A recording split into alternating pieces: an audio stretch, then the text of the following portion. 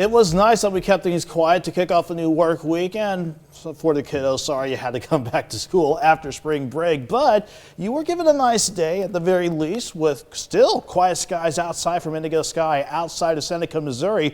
That's what allowed temperatures throughout the entire day to go from the lower 40s this morning and into the upper 60s and lower 70s for some. And that's certainly a lot better than the upper 50s to near 60 that we had to wrap up yesterday and the past weekend with.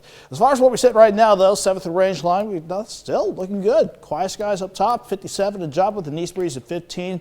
Gusts trying to pick back up, sitting at 23 miles per hour.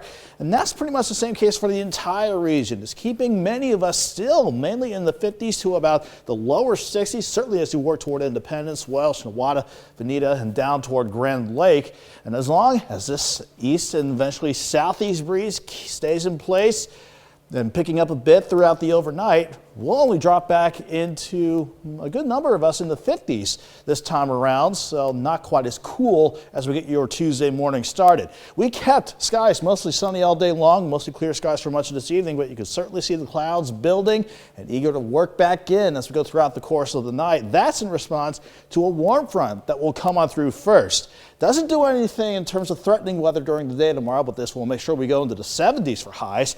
But the cold front coming out of the western U.S. and the upper level low to go along with it, those will be the two features that will really ramp up our thunderstorm chances and even a severe threat. Granted, it's a low severe threat covering much of the area until you hit about Missouri 39 in our far eastern part of the viewing area.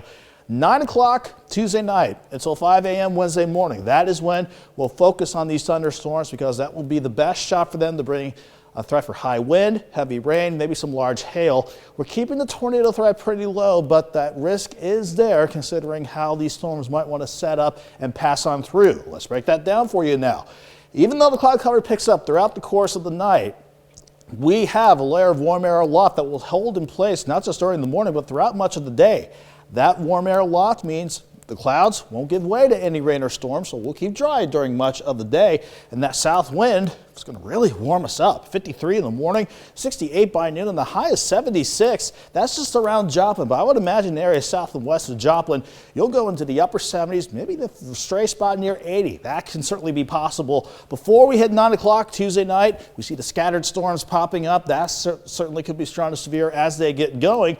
But notice how these storms work into the area by midnight and throughout early Wednesday morning. This is going to be mainly a line with mainly wind being the big threat here, but within a couple spots of the line, we can't rule out some spin-up tornadoes, and then we're going to have to deal with continued rain chances throughout Wednesday. That could certainly add up between, let's say, ½ an inch on the low end to almost 2 inches. So if we don't see a lot of severe weather somehow, we're going to get quite a bit of rain out of this system.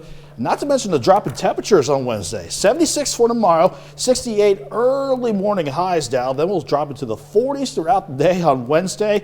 Minor rain chances Thursday and even into Friday and Saturday, but the bulk of this weekend is looking dry. In the meantime, it might be pretty soggy before then. Certainly for tomorrow night and Wednesday for sure. Thanks, Nick.